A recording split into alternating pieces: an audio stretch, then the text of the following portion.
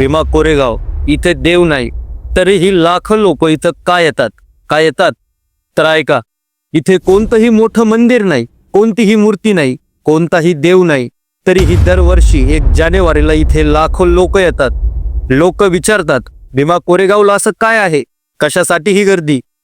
देवच नाही मग एवढा उत्सव कशाचा?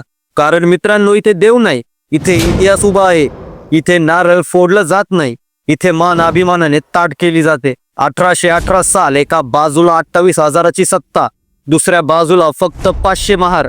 पण ते 500 सामान्य नव्हते, हे होते अपमान सहन करूनही कधी झुकले नाहीत असे लोक, ज्यांना हत्यार उचलायचा हक्क नव्हता, ज्यांना मान मोकळ्या करून रस्त्यावर चालण्याचा अधिकार नव्हता।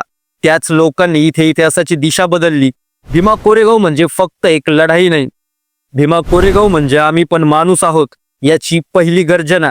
म्हणूनच इथे लोक फुलं नाही चढवत, लोक आपला स्वाभिमान चढवतात। इथे लोक नवस नाही मागत, हे लोक स्वतःला आठवण करून देतात की आपण कधीच गुलाम नव्हतो।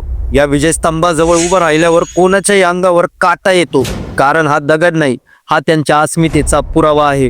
म्हणूनच इथे देव नसतानाही लोक येतात, कारण इथे श्रद्धा आहे, पण ती डोळे बंद करू नये।